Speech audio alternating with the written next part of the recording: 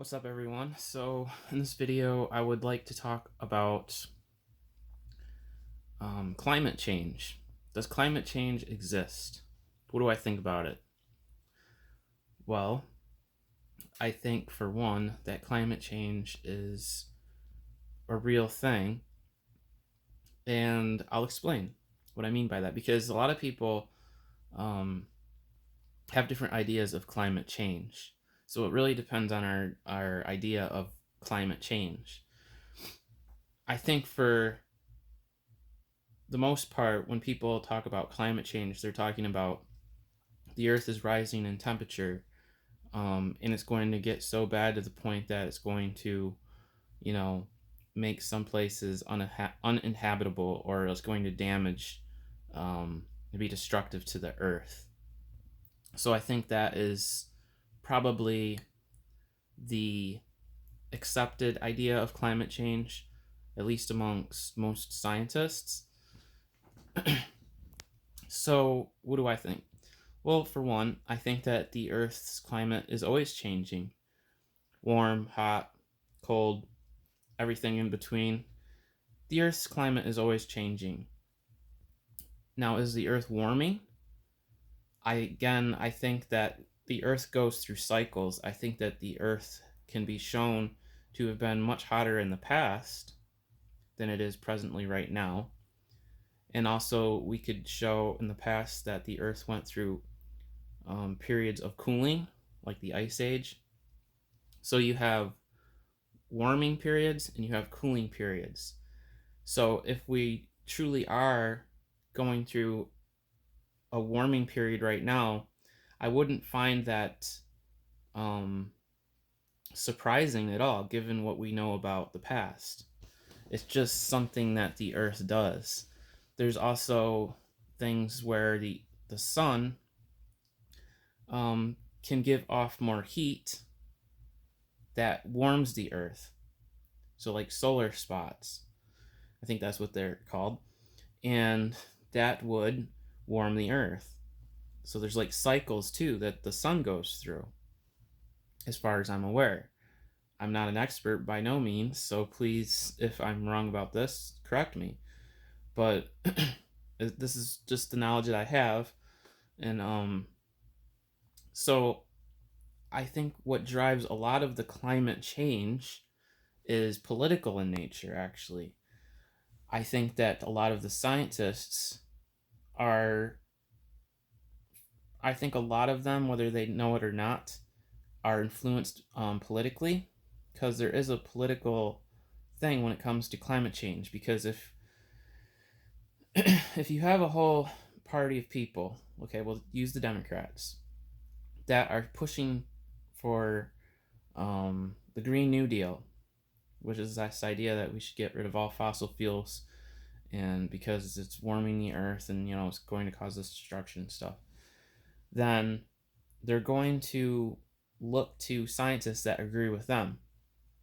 Now, those scientists themselves may be Democrats, so their political stance may be influencing them in how they're interpreting the evidence. So, of course, they would come to this idea, yeah, the earth is warming, and then, of course, the politicians will look to them to support their case, when really this is all about an interpretation of the evidence. Because if we're going to be fair and honest about this, which I like to be fair and honest, um, I think it can be said that there's actually scientists on both sides of the issue. There's scientists that say, yeah, the Earth is warming. We go through periods of, cooling, warming, but this isn't something where we should, be terrified that the Earth is going to burn to a crisp.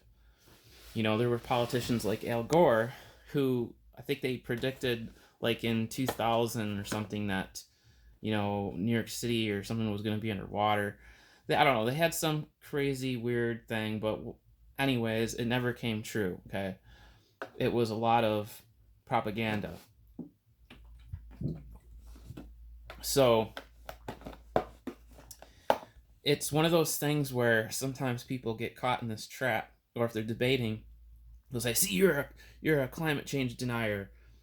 No, I'm not a climate change denier at all. I accept that the Earth changes and goes through cycles. That's very much different than saying that we're headed towards, Kentucky Fried Earth, right, where everything burns to a crisp.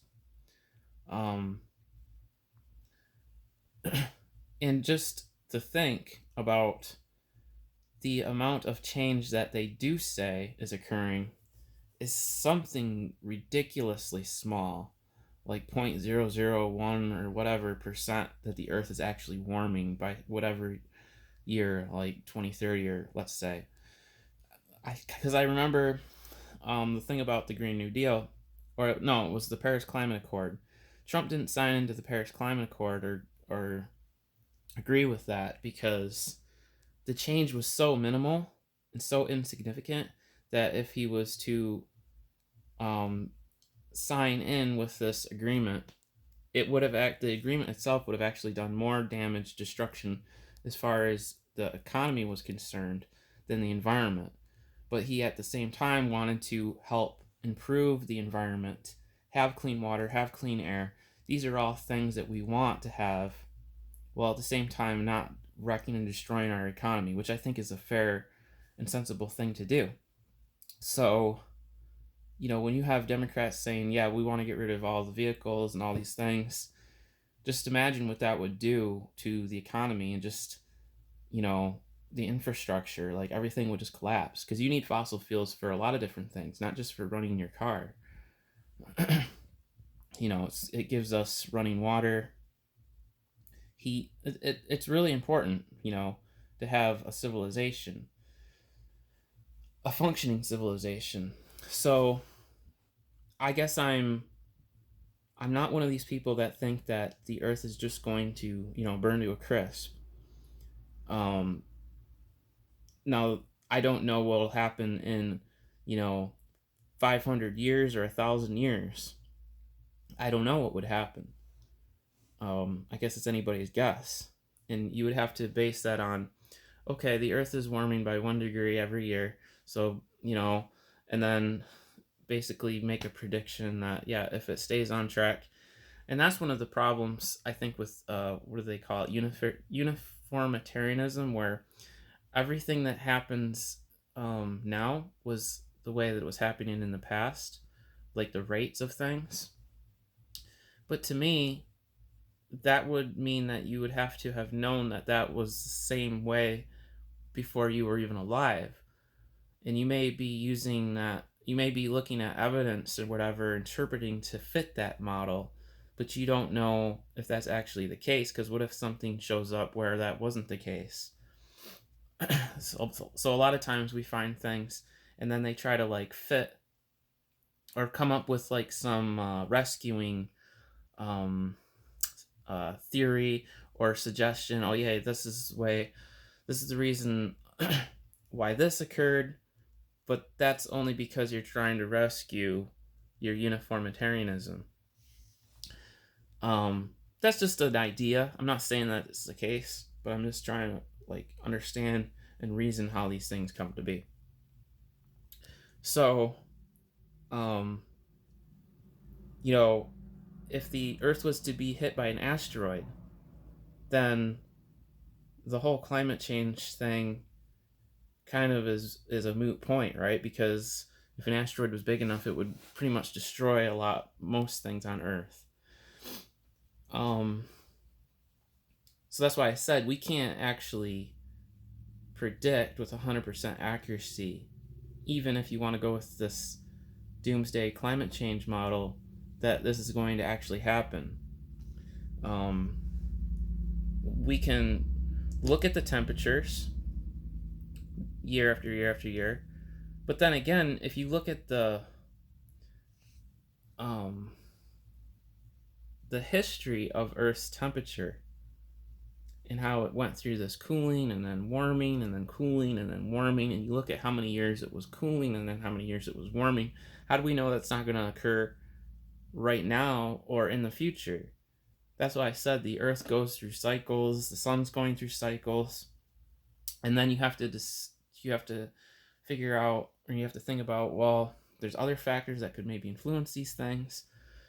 And then there's scientists that say, no, it's not, humans that are just warming the earth. It's actually, cows give off more whatever than humans. And so what are we going to just get rid of all of the cows? So there's scientists, what I'm saying is there's scientists, there's experts on both sides of that issue. And there's probably a little bit of truth on each one, but from what I can tell, it seems to be more of a political agenda than anything else. It's about taxation. A lot of times, politicians will try to push policies under the guise that it's going to be great for the earth, great for the environment, great for you and me. When in all reality, it's actually destructive. I'm trying to remember that point it was in Jurassic Park 3 when the young paleontologist, he stole one of the raptor eggs. And then later on, when Dr. Alan Grant found out, because the guy wanted his pack back because it had the egg in it, and the young guy was basically explaining why he took it, and he's saying, it would help for discovery and all this stuff, and that he had a good intention. And Dr. Alan Grant responded back, basically saying, some of the worst things imaginable have been done with the right intention or the good intention. So my point is that even though some of these politicians may sound like they have good intentions, it could actually end up being used for bad, right? It could end up not being good.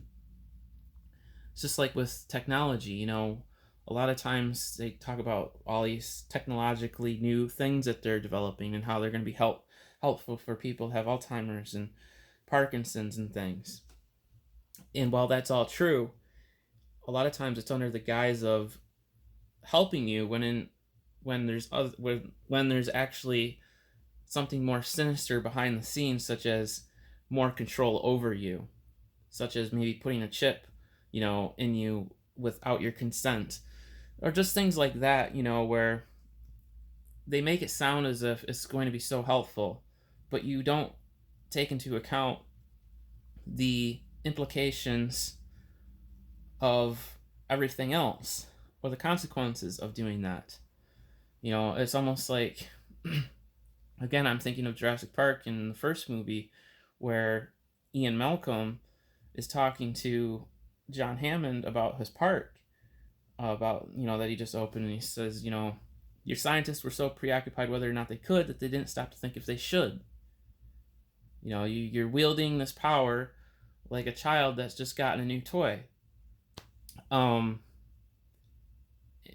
you taking no responsibility for it. That's a lot of the same idea. The way that I look at a lot of this stuff is, I think these people may be, they may mean good, and they probably do. And I'm sure they give you great arguments and reasons for why they want to do the things that they want to do and the policies that they want to enact. It's just that, life is more complicated than that. And maybe they haven't thought through all of these things. Just because there's a consensus on something doesn't make it actually true. There's been consensus amongst people throughout history that just wasn't true. And just because you have consensus on something doesn't mean that you should just accept it and not question it. You should always be questioning things. You should always be seeking evidence and looking at things critically and analyzing things. That will help you not to get misguided and misled and be hoodwinked or scammed. We do, and people that may disagree with me, just understand that you do the same. You're basically taking the same advice that I'm saying here when it comes to, when people circulate around these fake stories on Facebook. You investigate and you look to see, all right, is that true?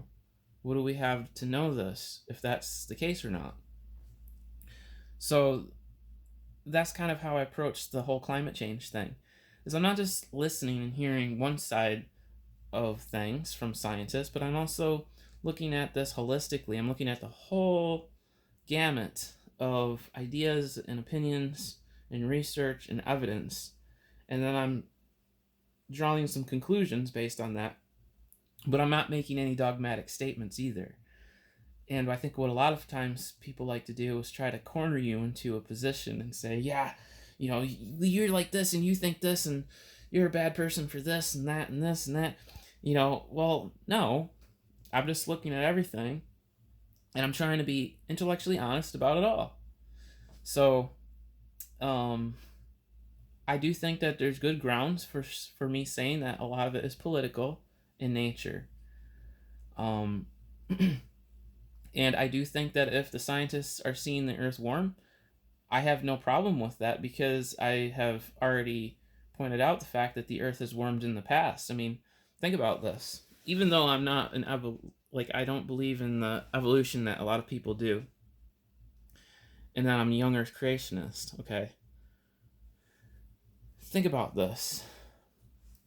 The same people that believe the dinosaurs died out, 65 million years ago, will tell you that the Earth, and I've read the articles, I've Googled it, I've looked it up, the Earth was way, way more hotter than it is today.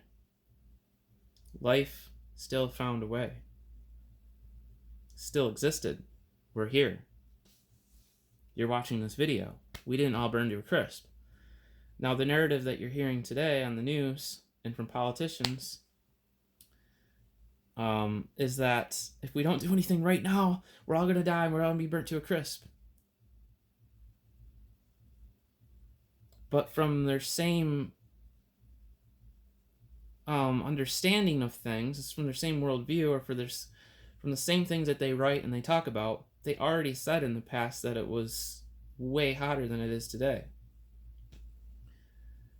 Now, someone might object and say, well, that's because there was no humans around in the time of the dinosaurs 65 million years ago. Humans didn't come until after that. Okay, but what makes a human and a dinosaur or any of the other creatures that were alive during that time any different? Because if the Earth was at a certain temperature that was so hot that it was basically uninhabitable, then none of us would be here today. So obviously, whatever the temperature was, and it certainly was way hotter, it didn't cause life to disappear on Earth.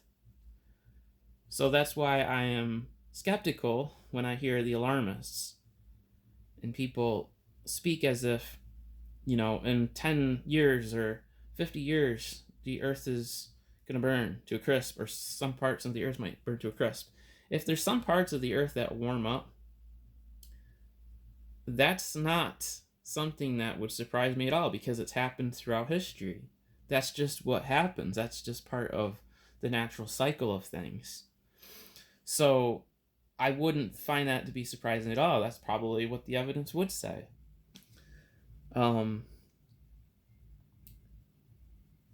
So I think that there's probably more that I could say, but I think that ultimately, yeah, the Earth is going through cycles. The Earth's climate is always changing. Do I think that we have polluted the Earth? Well, we definitely do things that are not good for the Earth. When people throw their plastic into the ocean and don't recycle, yeah, that is destructive. That's damaging. There's no question about it that we, as humans, instead of trying to live along with nature, we do things that are destructive to nature, like when they spray Roundup. That has been shown, that's a toxic thing that has been shown to kill the plant milkweed. Milkweed is a plant that feeds, it's a natural food source for the caterpillar. And a caterpillar can turn into a monarch butterfly. And we actually have evidence that the monarch butterfly population has been declining. And one of the primary reasons for that, at least that I've read, is that the Roundup, the things that they spray, have been destroying that plant. So, absolutely, I agree, we have done things that are destructive. And I would love if the politicians would talk more about those things than the climate change. Because if they're really genuinely concerned about the earth, why don't we ever hear them talking about that? Even the thing when it comes to GMOs. A lot of other countries have banned GMO, except for the United States. We are kind of doing an experiment right now. And that's something that I could talk about too. But I just want you guys to start thinking about some of these things that I'm talking about and trying to make connect the dots. Okay? So hopefully you guys learned something from this video. I'm not a climate change denier. I think that it's silly that anybody would try to call you a climate change denier. I don't think most sensible people deny that the Earth's change or the Earth's climate is changing. I think what people are skeptical is when they hear alarmists say, yeah, in 10 or 20 years, everything's going to burn to a crisp, or certain places are going to burn to a crisp. And that justifies getting rid of all the vehicles and all these things. Adopting the Green New Deal, which would be catastrophic on our economy, and signing into agreements like the Paris Climate Accord, which would give basically us spending billions of dollars while other countries aren't spending anything, and yet for some reason our country's doing better when it comes to pollution. Because look at China and all of their factories and how they're polluting the air over there. So yeah, I think that's why when Donald Trump, he looks at all of the information, he's trying to make the best decision for everything. And that's why he's also said we want clean air, we want clean water. So this is why a lot of people are skeptical, and they are justified in doing so for the reasons that I gave. So like I said, I'm not a scientist, I'm not an expert, but I don't need to be either. I can just look at what they're saying, and I can look throughout history, and then I can kind of form a good educated idea and guess about this kind of stuff. So with that, guys, I hope you enjoyed it. Please make sure to like, and don't forget to subscribe, and let's try to hit 6,000 subscribers. That would be awesome. I think that's achievable, so let's do that. And if you guys have any thoughts on climate change, please feel free to share them down below in the comment section. I may not respond to everybody, but it sure would be nice to hear everybody else's thoughts. And please remember to be respectful and kind. If you don't have anything good to say, please don't say anything. So with that, take care.